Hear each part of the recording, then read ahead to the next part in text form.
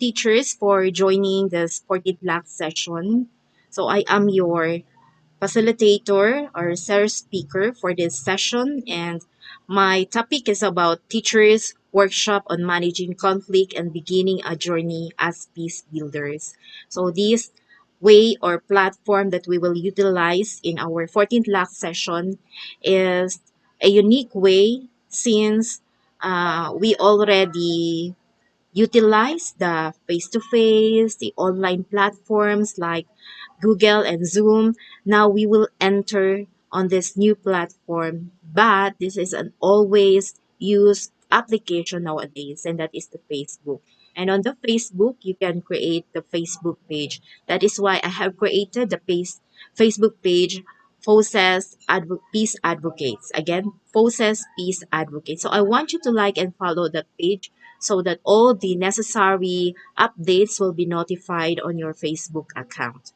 Okay, so again, so before I begin my discussion, I want you to watch also the introduction I have posted in this Facebook page, as well as please accomplish the attendance for our 14th last session. Thank you so much.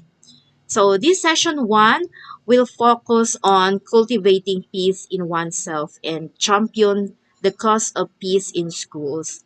But before we begin the discussion, I want you to write on the comment section here, okay, below, your own definition of peace. So I will give you a minute to type and accomplish the necessary definition of your peace in this comment section.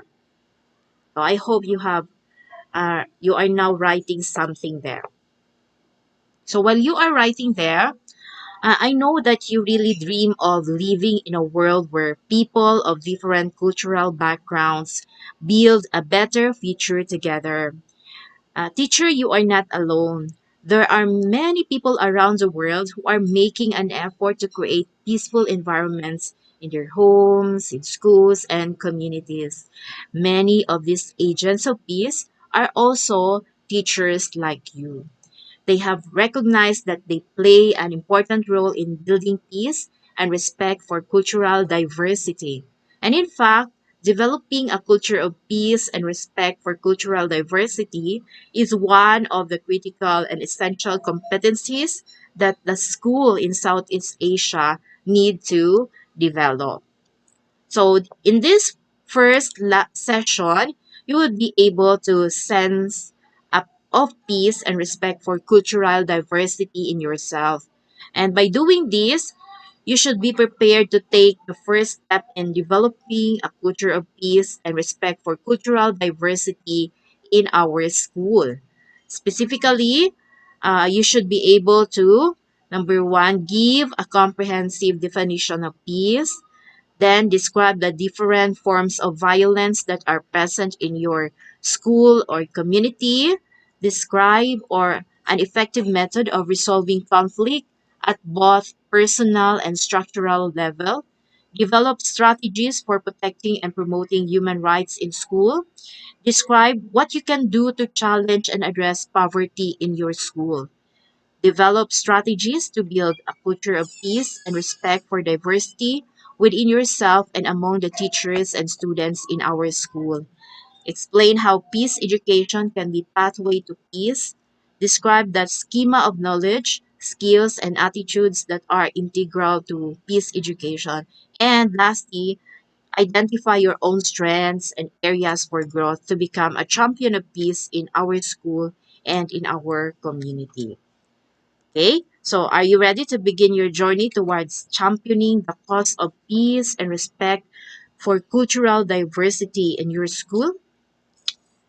You know, the road ahead is full of challenges, but these session teachers will help you overcome those challenges by providing you with concepts and tools that you will guide in your new role.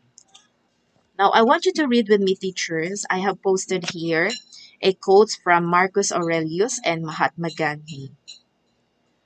Marcus Aurelius once said, "He who lives in harmony with himself lives in harmony with the universe." And for Mahatma Gandhi, as human beings, our greatness lies not so much in being able to remake the world, that is the myth of the atomic age, as in being able to remake ourselves. Okay? So the two quotations above were made by men who lived 2,000 years apart. Marcus Aurelius lived in the first century, while Mahatma Gandhi lived in 20th century. However, you might have noticed that there is a common theme in both sayings. Both sayings relate to the importance of remaking oneself before you can begin remaking others and the world. So, as a teacher, you are in a position to touch many lives. In your facilitation skills, you provide guidance to your learners and the community as you set an example in your words and actions. Now, think about what Gandhi says concerning the potential to remake ourselves. Revolutionary changes in the world are not solely made by technology. They are also made by people who have discovered that they can be the change they wish to see in the world and that they can make a difference. This lesson will focus in your own preparations towards becoming an agent of peace. Before you lead efforts to create culture of peace in our school, you will have to think about your own actions, perceptions, thoughts, and feelings about peace and conflict. You must learn how to deal with conflict effectively and be conscious of the roots and effects of conflict in both your school and the community. With this understanding, you can become more effective agent of peace. You can also lead our school more effectively towards the achievement of a culture of peace and respect to cultural diversity. Now, as a teacher, you have most likely encountered many situations of conflict. Now, what is conflict?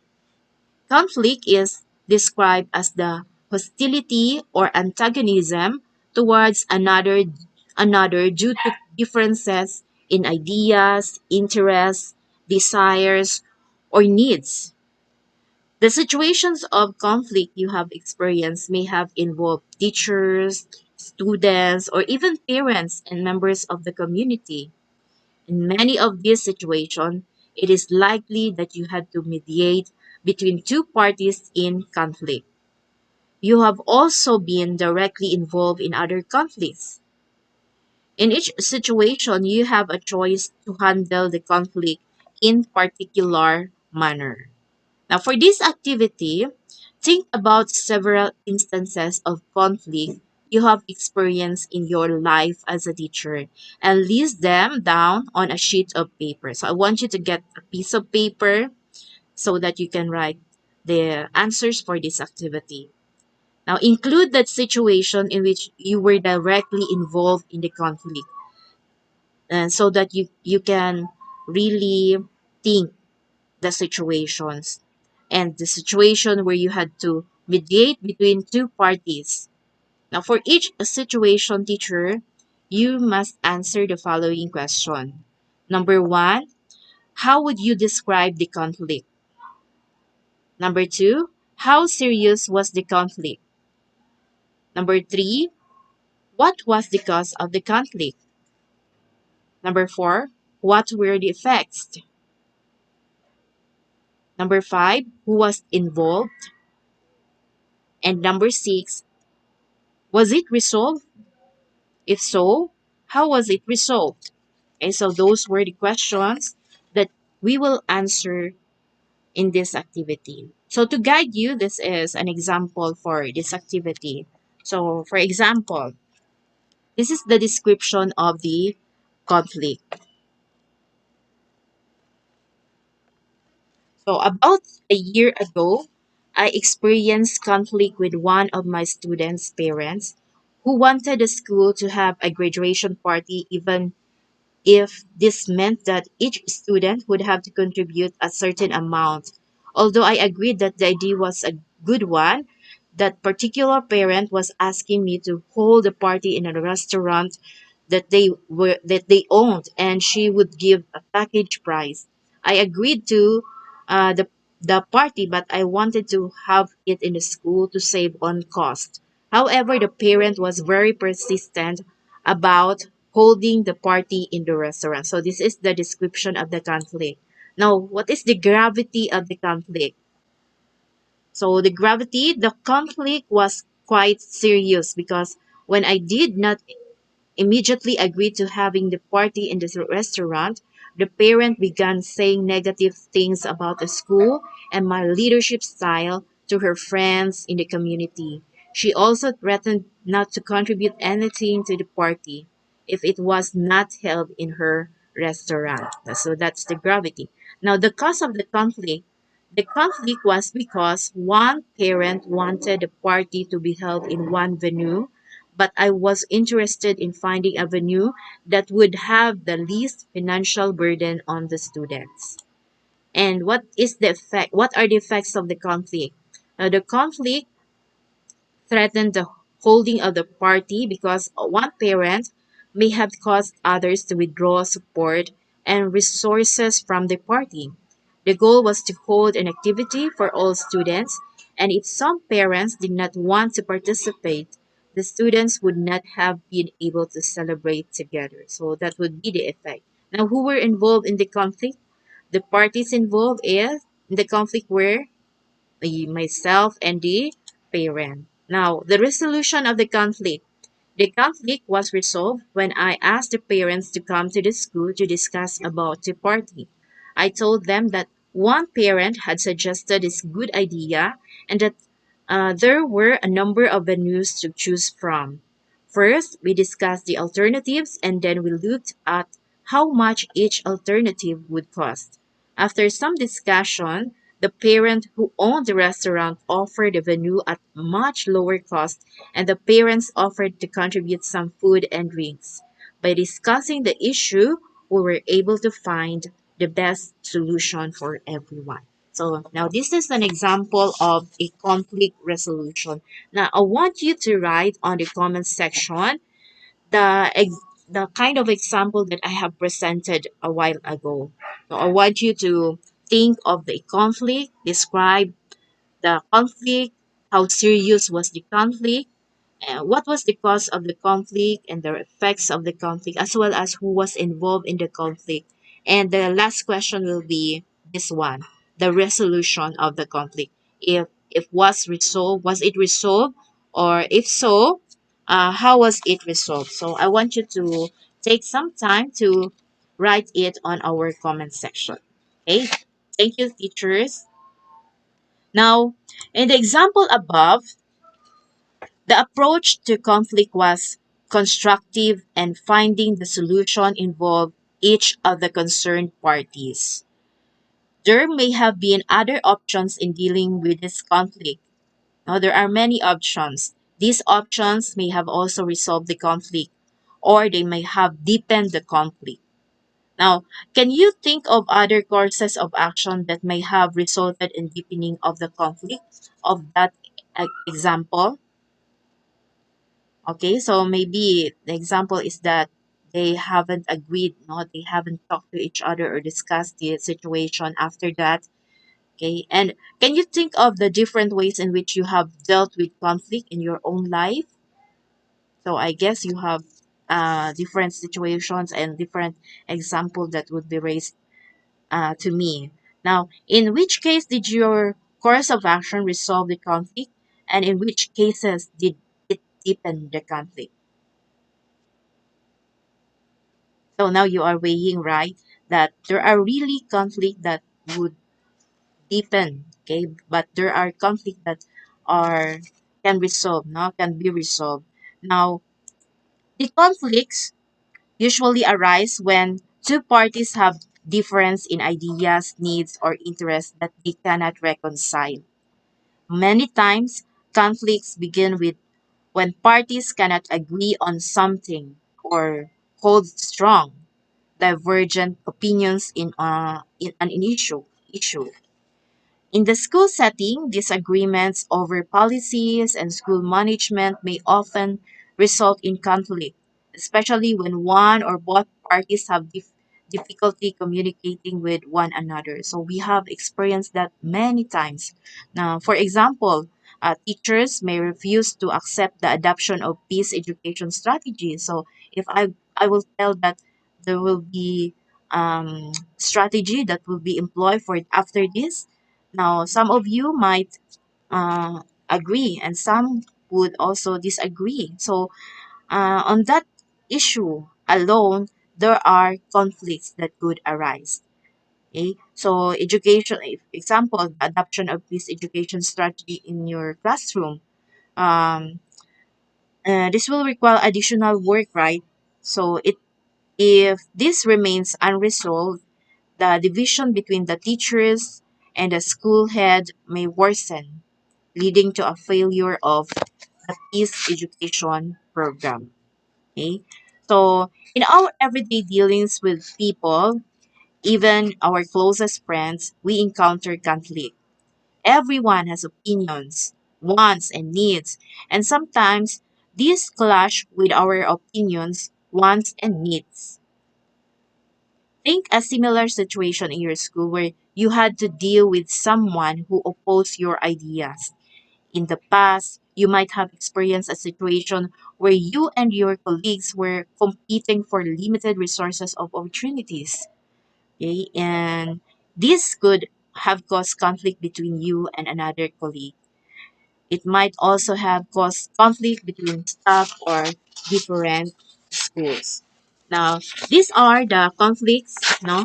Conflicts emerge because of tension that two people feel due to certain differences. Some examples of these are differences in ideas, opinions, values, and beliefs. When the wants and needs of both parties are not in harmony with each other, differences in the goals and interests of each party, misunderstanding of or miscommunication, and competition over resources of opportunities. So these are examples of conflicts, okay, that is really present in our school. Now, I'm going to present some steps of dealing with this conflict. No, there are no best strategy for dealing with conflicts because it deep it differs on the situation. It differs in the individual differences of the parties.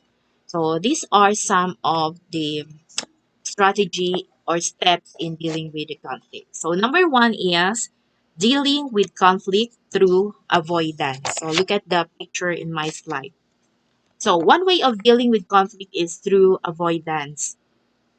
Moving away from conflict is a very popular option for people facing conflict. We can choose to walk away if we feel that the issue is not that important to us, or we feel helpless and do not believe that we can improve the situation. You can also choose to avoid conflict if you feel that by doing so, you can gain composure and self control when the situation is tense or full of emotion. Okay, momentarily avoidance can help us regain our objectivity so we can deal with the conflict in a more positive manner. Now, if we avoid conflict for too long, however, it can also become a refuge where we escape facing the problem. Now, these are the implications in dealing with conflict through avoidance. Number one, there is a tendency for one party to allow another who is more combative to rule over them. So let us beware of that. Second, pretending that the conflict is not there while secretly nursing a grudge can damage relationships over the long term. And lastly, a lack of trust can emerge when there are doubts about the other person's ability to bridge differences or even the sincerity of the efforts. And if these doubts exist in the mind, it means close doors for dialogue and resolution of the conflict. So thus, avoiding the conflict often does not solve the problem. So it's good sometimes, but again, it often does not solve the problem. Now, the second is dealing with conflict through aggression. When emotions are high and there is a lot of anger and frustration, we may choose to react to the situation in an aggressive manner. This becomes an option when the importance of the issue is high and we care more about it that we do the relationship within a person and the other end of the conflict. Aggression can be manifested in conflicts when parties become physically or verbally hurtful, loud, sarcastic, directive, and domineering. Other aggressive methods include demanding concessions and using any power to achieve them. So, this is the opposite of dealing conflict by avoidance. Now, aggression is seldom an effective way to solve conflicts. Dealing with conflict in an aggressive manner can even hurt any efforts to resolve it. Some effects of dealing conflict through aggression are this. So these are the implications. So it introduces power as a factor in resolving conflicts and turns the dialogue into a power struggle that can alienate and increase the frustration of those who have little control in the interaction. Your verbal and physical assaults can hurt and dehumanize the other party, but and this put people on the defensive and reduce trust and confidence in the other. And finally, acting aggressively, remember, does not solve the conflict. It can lead to broken relationships or physical and psychological harm. It might lead to a situation where adversaries both lose. Okay, so this is the implications of dealing with conflict through aggression. Now, we go to the third one, dealing with conflict through problem solving. Now, one of the most effective ways of dealing with conflict is this strategy, okay, by negotiation. So, negotiation involves taking positive and constructive steps to solve a dispute. In negotiation, we approach the other party with a sincere desire to find a mutually acceptable and beneficial solution to the conflict.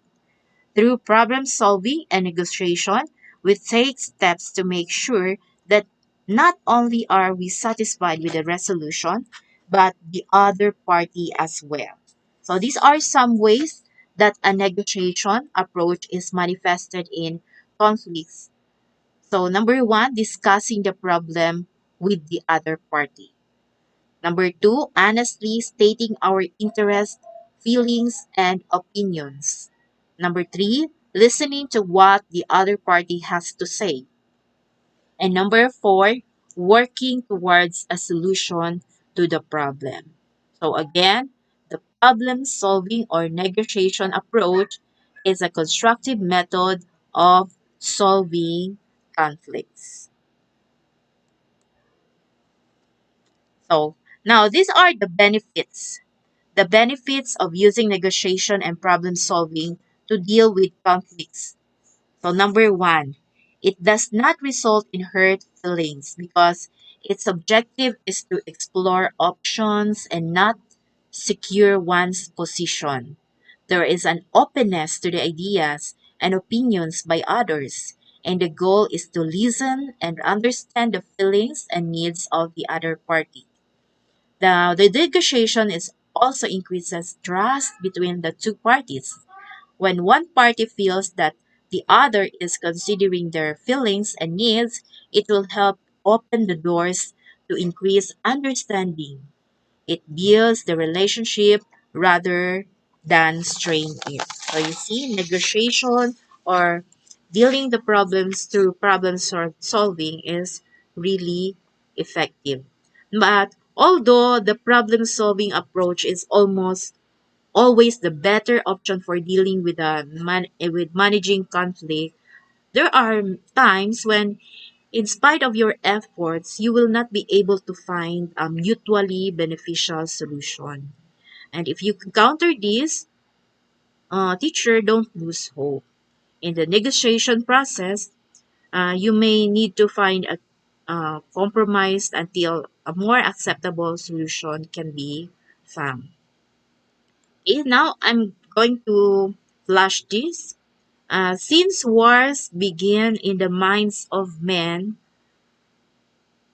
that the defenses of peace must be constructed. Okay, so what other ideas have come in your mind? Now, in this statement is a powerful reminder that all wars have their roots in the individual and how or she chooses to react to a particular situation. It tells us that wars come from the way we think about other people and how we think about conflict and violence. More importantly, it is a powerful reminder that we have the ability to choose how we manage conflict. We can take the path of violence or the path of peace. And as a teacher, you may guide your student, your community, in accepting and living this powerful message. And if you notice, the cause of many wars in the world are rooted in the inability of people or groups of people to constructively manage their relations with other people. Conflict erupts because there is a lack of concern by individual for another individual. Usually, people who are not open to new ideas or who are not willing to accept differences have a different time managing conflict with others. This can result in serious divisions between groups of different cultures and can be counterproductive to peace efforts. In fact, if conflict is not managed in a constructive manner, it can lead to more serious forms of conflict. So, this implies that in our classroom, let us settle, no? Let us take constructive manner of resolving conflict. And as a teacher, you play a very important role in making sure that the cycle of violence is challenged through understanding, acceptance, consciousness raising, and role modeling. So it is critical that you are able to manage conflict well. If wars begin in the minds of men, as the facilitator in your classroom, you are in the perfect position to create minds devoted to peace in your students, your co-teachers, and in your community. Now, let us study structural violence. We can never have a real culture of peace and respect for diversity in our school if we do not teach our students respect for human rights. One of the foundations of peace in upholding the rights of every person and making sure that these rights exist are not taken away.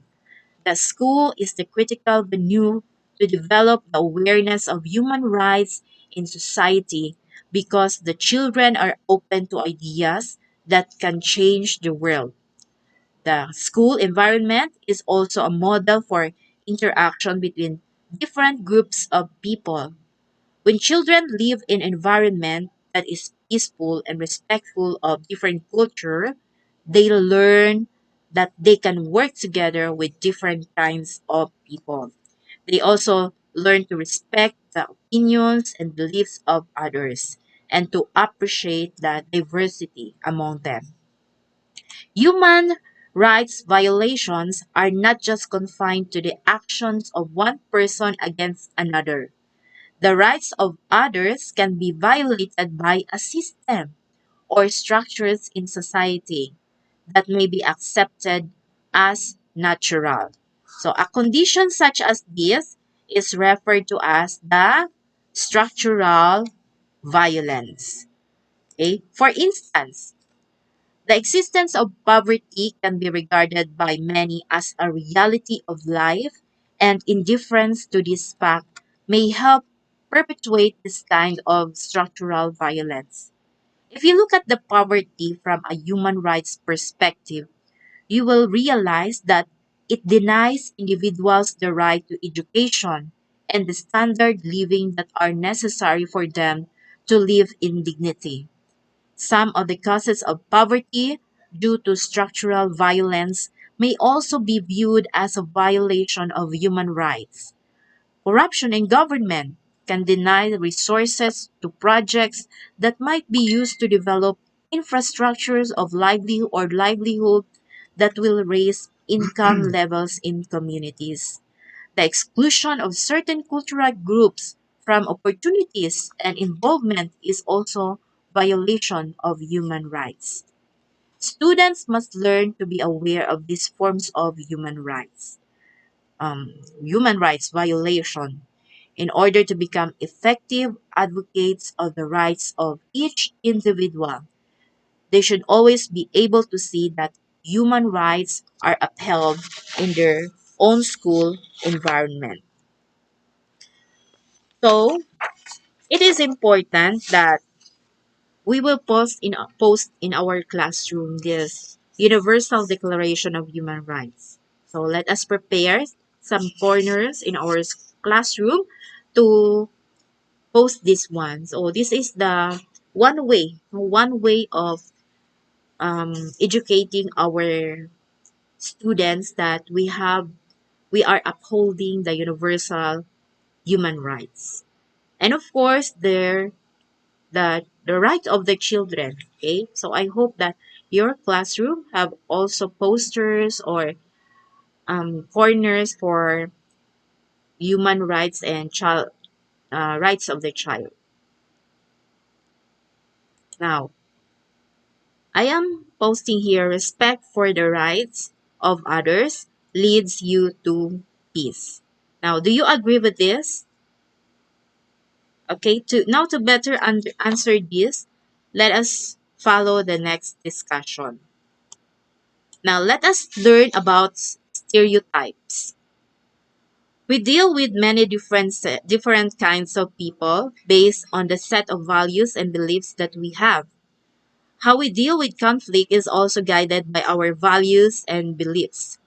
These values and beliefs have been taught to us since we were children, and we have a tendency to look at the world and react to other people against our own set of beliefs.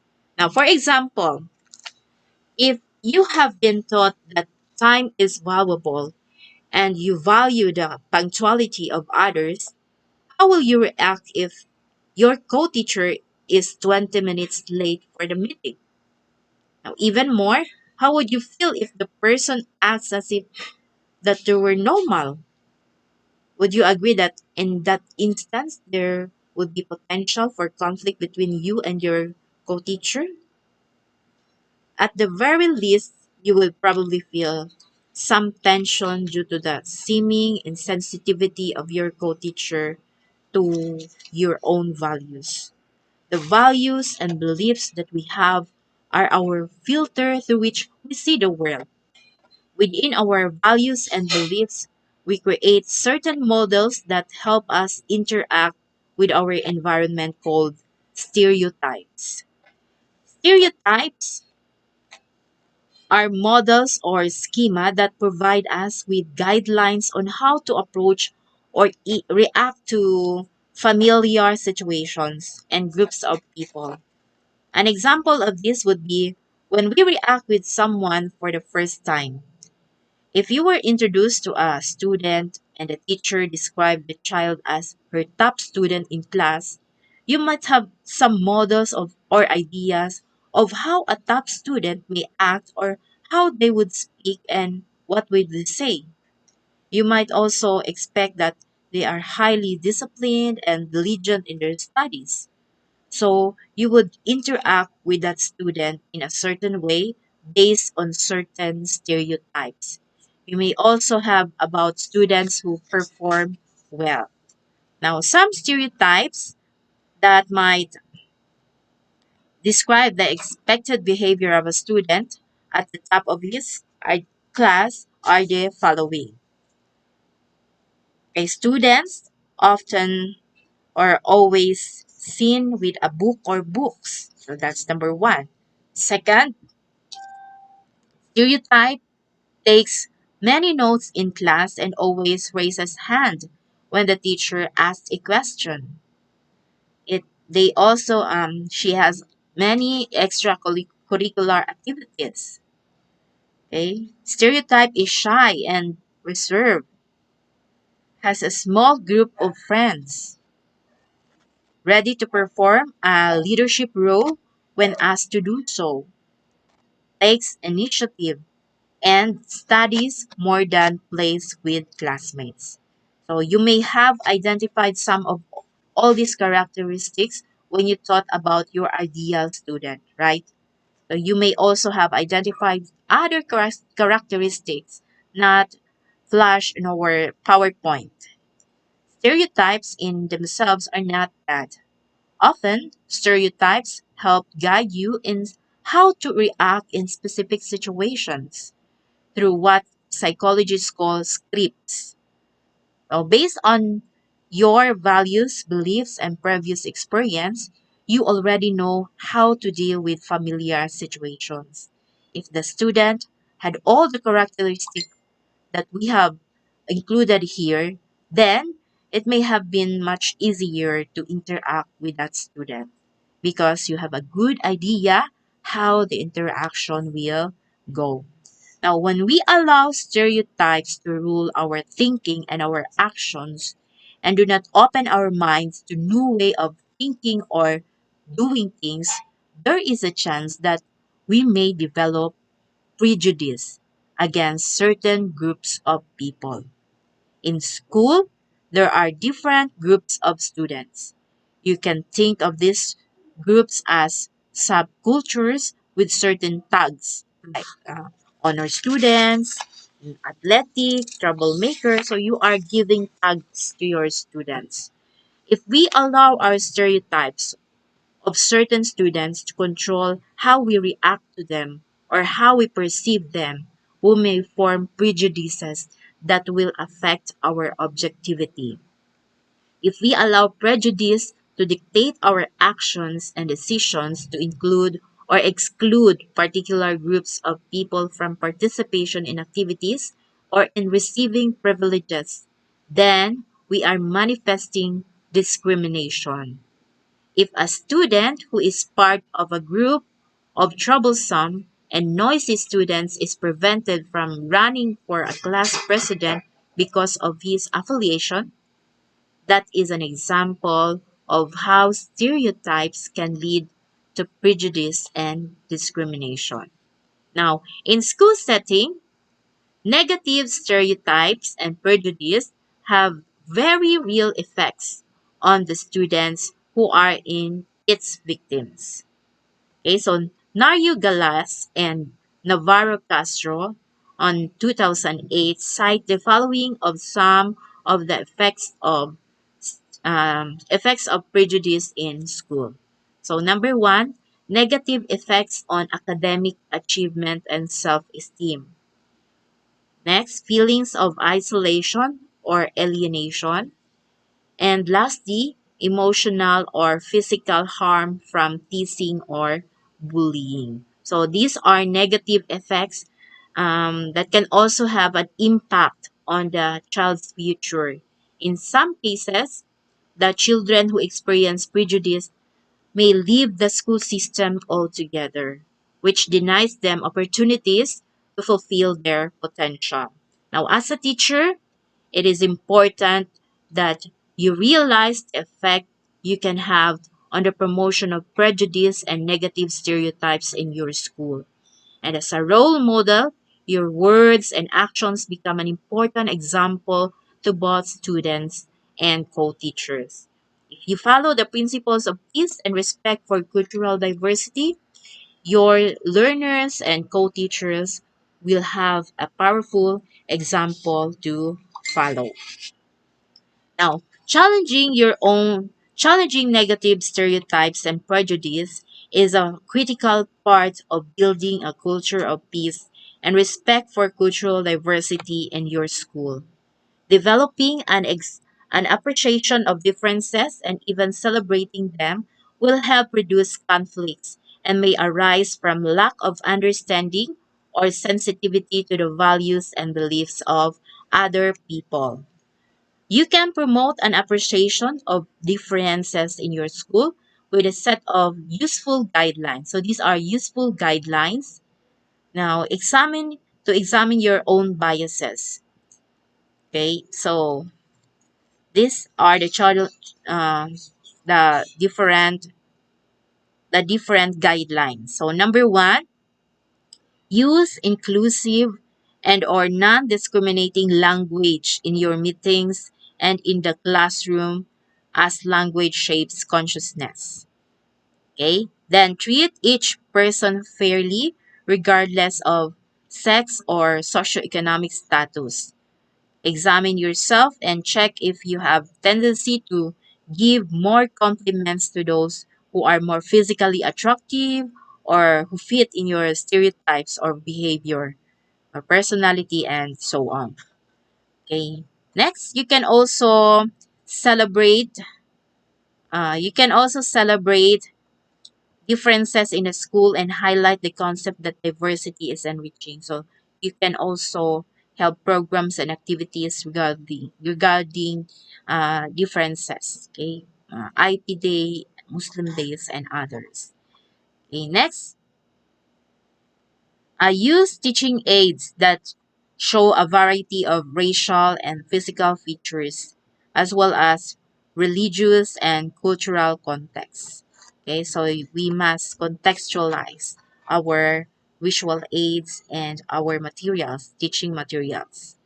Then, check textbooks, references, instructional materials, and curriculum for biased messages about sex, race, ethnicity, and religion. So since you are not known, okay, you do not know the different texts or concept about that ethnic or groups or religion, you can check the textbook and other references. Then use stories of racial and cultural prejudice and ask the students to take the perspective of the victims of prejudice. So, by stories, you can help challenge your own prejudice. So, these are just some of the things you can do to promote tolerance and respect for diversity in your school. So, these guidelines will help you challenge prejudice and help you build a strong foundation of a culture of peace in your school, in our school. Now, if you make learners aware that diversity should be an opportunity to learn more about the world and about other people, then you open their minds and hearts to others. And as a teacher, you can help promote understanding and appreciation of differences through initiatives. When you are a model and a champion of peace and have the commitment to live the values of peace, it is easy to earn the respect and support of your students and co-teachers.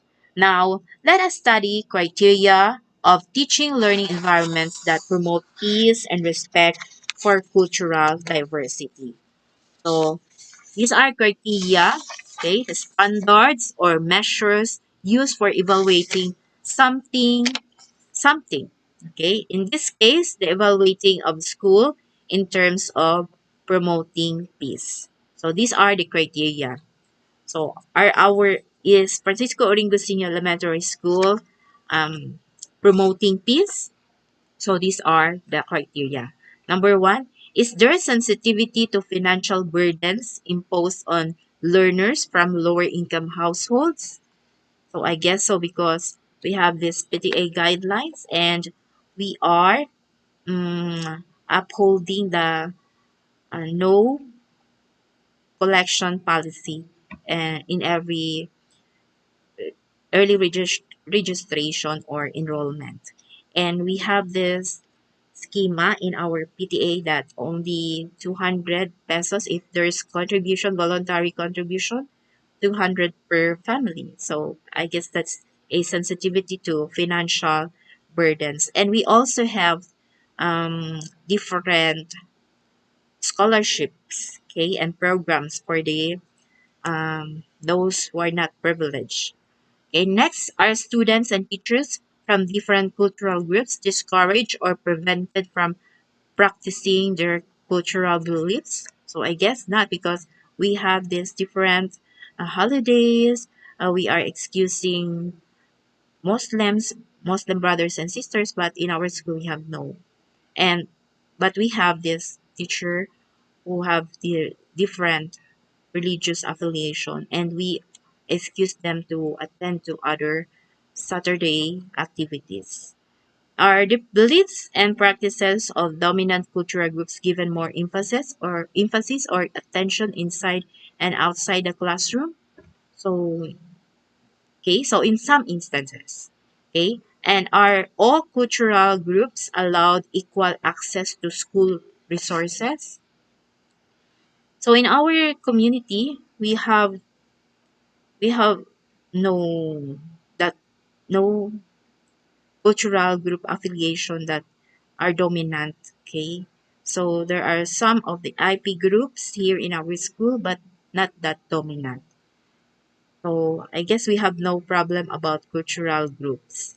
Now, are there expectations of performance or compliance that may be difficult for some cultural groups to attain because of their practices or beliefs? Okay, so another example that we cannot we cannot see. Okay, we are not really in problem with because of we have no other cultural groups or majority groups in our school. Okay, next is are there situations where more attention or appreciation may be given to a specific cultural group? Okay, another. Are there situations where minority groups might be denied proper attention, okay, credit and appreciation because of criteria or standards? Okay, and then do the criteria for performance and evaluation of excellence include the different practices, beliefs, and values students in the school? So I will just read it. Are all cultural groups allowed equal access to school resources? Are there expectations of performance or compliance that may be difficult for some cultural groups to attain? Are there situations where more attention or appreciation may be given to a specific cultural group? Okay, we are none. And are there situations where minority groups might be denied? Do the criteria for performance evaluations? Okay, so these are the criteria. Now I guess that our school is practicing the positive one and not practicing the negative one that we can read from this criteria. Now, these are just some of the criteria that our school can use to determine if our school promotes peace and respect for cultural diversity. Okay. So, thank you for that. So, on our next topic, on our next lesson, we will sow seeds of peace in our schools and communities. And this next lesson, is about expanding our understanding about peace and examining ways we can integrate peace and understanding into different aspects of the teaching learning process. So, the next slides or in my next video, I'm going to show to you an example of a lesson plan in where we are going to reflect. We are going to reflect on that lesson plan. Um, is there uh, is there an activity that will provide the promotion of peace and respect for cultural diversity? So that would be our next activity for our 14 lab session. So I hope that you can have the comments here about the reflection that you can get out of our topic this day. So thank you, teachers.